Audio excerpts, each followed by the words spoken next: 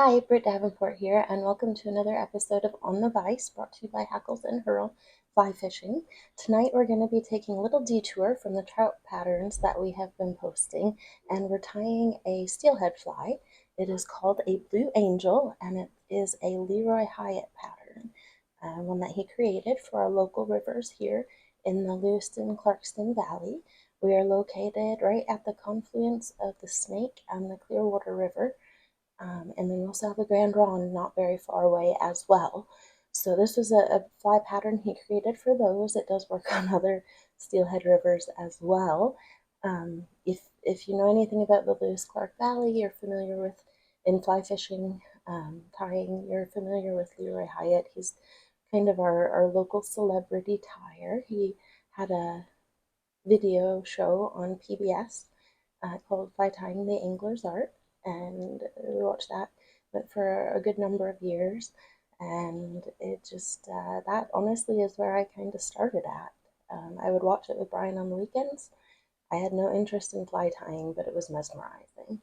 And then our local club had a show. He was going to be tying at it, so we went to it. And then the rest is history. He also put on classes through our local community center, and that's where it all began for me. So with that, let's get going. Again, this fly is called the Blue Angel. We're going to be tying it on an Ahrex. There we go. Ahrex HR 413 Classic Single number 2. You can tie it on whatever hook you prefer and size. I do tie these a little smaller as well. So I'm just going to get that hook in the vise. Now you can see I've already put an underbody on that. For that, I used, it's called woolly yarn. So I spooled it up on my Norvise bobbin. But if you go to, I think you can find it on Amazon or different sewing stores. It's called woolly nylon. And it's just kind of a stretchy material, real similar to uni stretch. And you can get quite a bit of it for a very cheap price if you buy it through the sewing channels. So to save time, I have already put that underbody on. Reason is, as I like a little thicker hook. I don't like a real skinny mini fly. So I'm just gonna go back and we're just gonna dress our hook and just get it all the way to the rear there. I'm not too worried about taking touching wraps at this point. Just get it back there. We do want to try to keep our body smooth on this fly because we'll be using floss.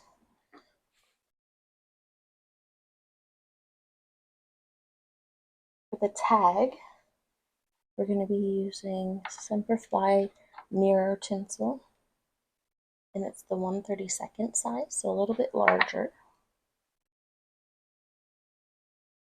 And if you'll notice, I've got that hook point covered there because I have a real bad habit of ramming my fingertip into it. So all that is a silicone earring back like you would find at a jewelry store. You can get a whole bunch of them for quite cheap. And it really saves your fingertips. So right now we're just about the hook point, and I'm just going to go ahead and take a few wraps to the rear, just about to where that barb would be. Come back forward.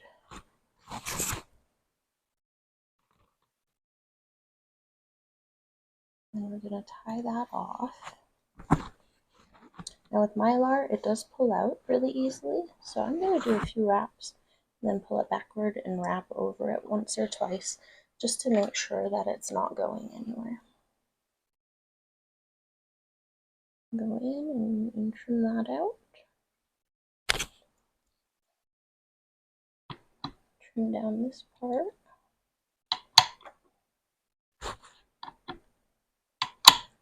Next, we're going to be putting the tail in, which for the tail we're using golden pheasant crest. So say you've got the whole head here, the beak, all the way back to back. So the feathers you're going to be looking for this are going to be right behind the beak in this area. Try to find one that's straight. So the ones in the center are liable to be more straight. There are ways to kind of treat these, which you can find other videos about that. But if you're lucky, you'll find one right off the head that's straight. So we've got that pulled off now. So right now it's pretty skinny, and we want to open that up a little bit.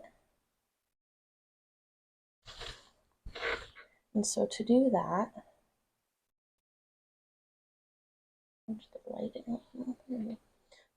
we're going to just take our thumbnail and just lightly draw it along the bottom of that feather.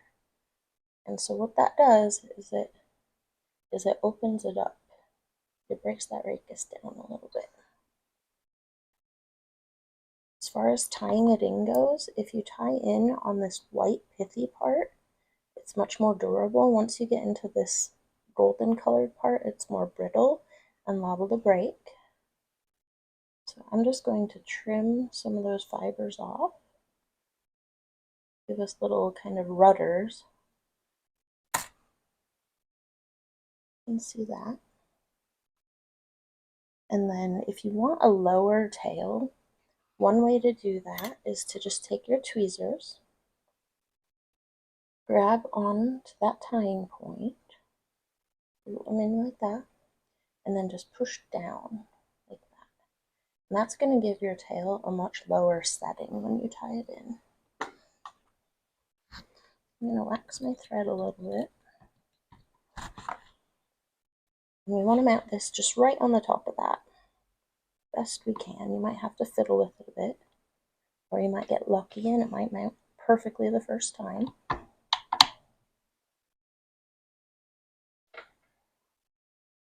I'm just going to pull that forward just a hair, and we'll go with that. So I'm just going to bind that down. And throughout this, you'll see me spinning my thread counterclockwise. What that does is it flattens that thread out as you go. For the rib, we're going to be using that same mirror tinsel, only a much thinner size. It's 1/69th of an inch. And we're going to tie that in at about the 5 o'clock position.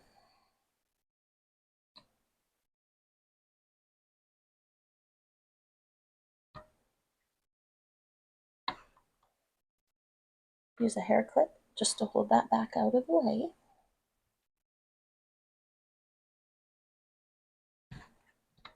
If you want, you can trim that shorter.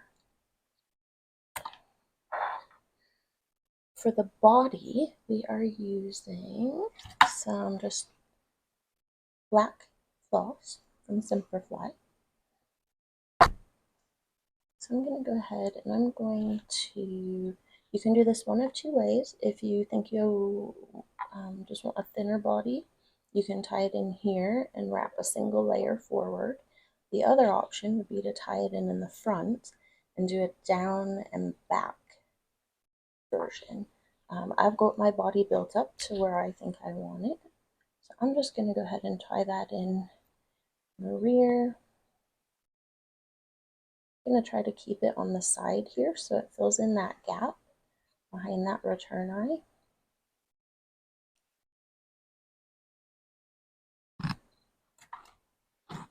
Trim that waist off. Then I'm going to go ahead and put just a half hitch in here.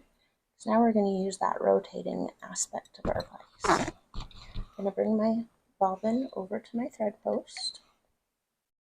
And now with this, you want to also just continuously spin it because you want it to be nice and flat.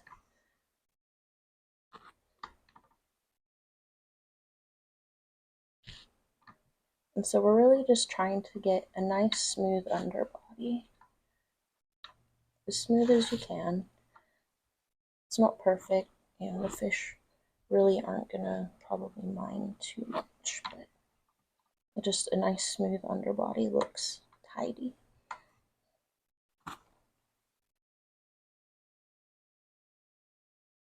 And just continue twisting that to flatten it out. We also have what we call a burnishing tool.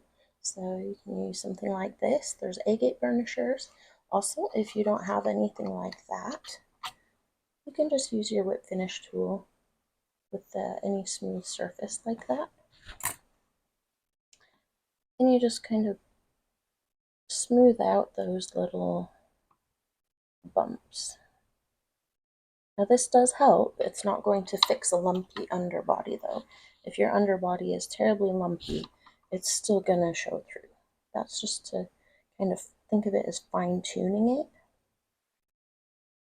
But if it's not got that nice base underneath it, it's still gonna end up lumpy.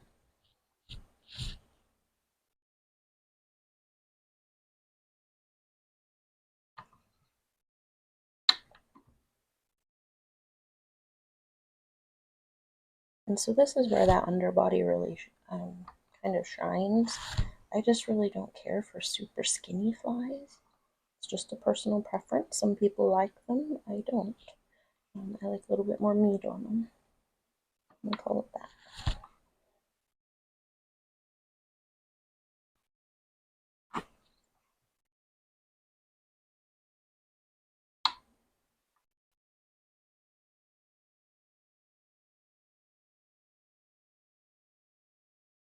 And this is by far not the most perfectly flat underbody.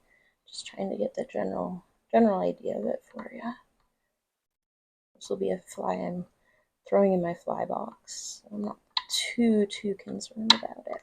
So we're going to stop about 2/3 of the way up because we still have some dubbing and hackle we want to put on. Go ahead and tie that off and trim it out.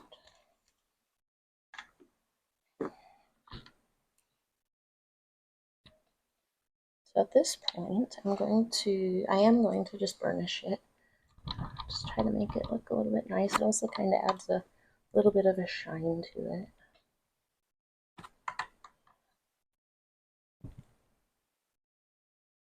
And it just moves those fibers and kind of fills in some of the gaps on it.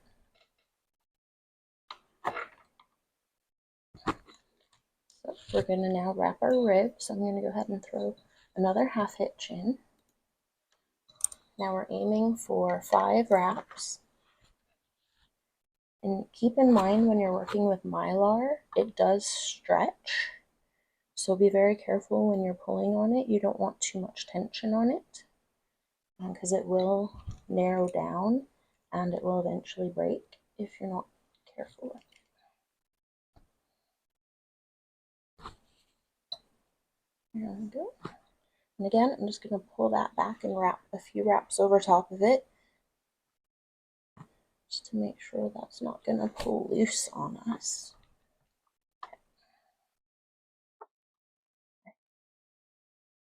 So before we go any further, we're going to switch our thread out to a fluorescent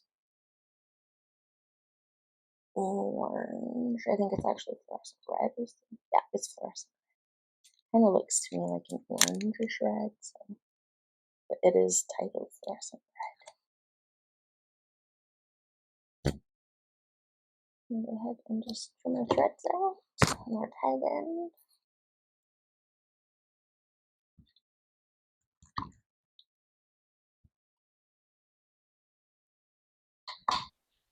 So we have our threads switched out now. Next, we're going to apply dubbing here to make a ball kind of right behind where those hackles are going to go. And what that will do is that'll just kind of help prop those hackles up in the water. So I'm just going to put a half hitch in. I'm going to bring my bobbin over to my thread post.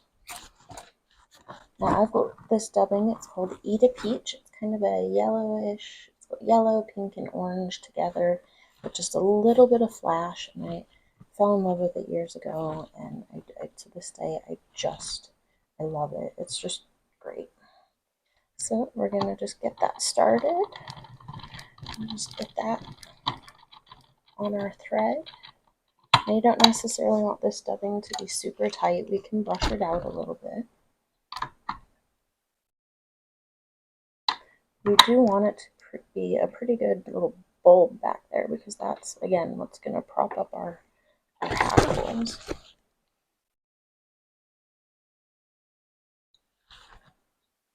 And then you can carefully kind of pick some of that out. Be careful not to mess up your ribbing or anything like that, especially with the mylar. Using tinsel, it's a little bit more durable and less likely to mess up. Put that in there. And then now we're just going to use a piece of strung schlappen for the collar. And then we'll also use a peacock breast feather. Now I want that to go about to the hook point, so just measure along there. So, because if you start at the tip, it's going to be really short. So find the spot where you want to start, and then cut your tie-in point. So I like to cut a little triangle and then just leave some little nubbies off of it for the thread to grab. Wax your thread at this point, it helps quite a bit.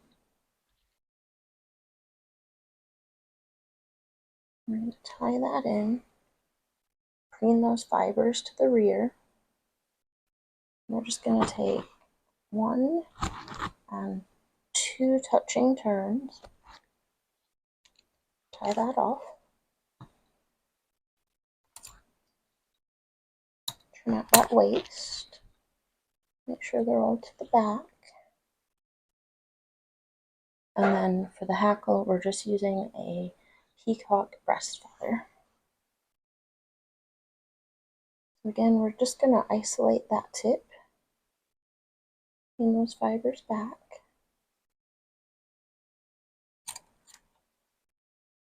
Trim out a little triangle. Some more wax down.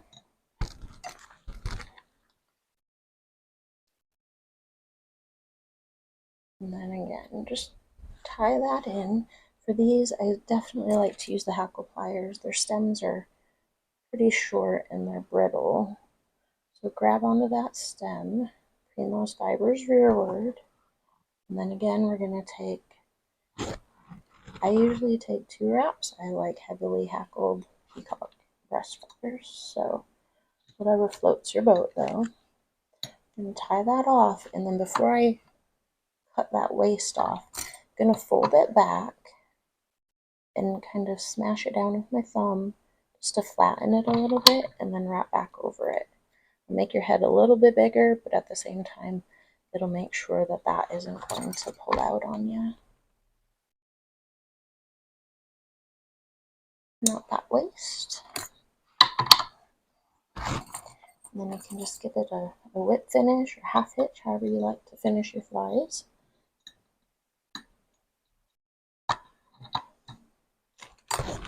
And then I'll usually do a couple coats of head cement or varnish.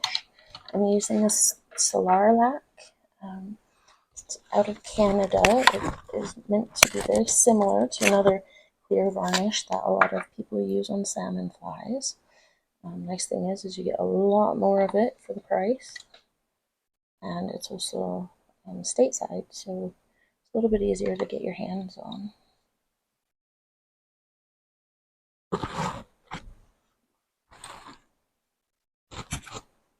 Make sure we don't have any in the eye.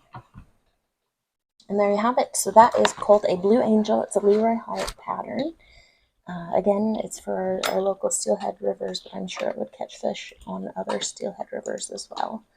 With that, thank you for joining us, and if you find this valuable, give us a thumbs up, subscribe to the channel. We thank everybody for watching us, and give us any comments, critiques, and we will talk to you next time. Have a good night.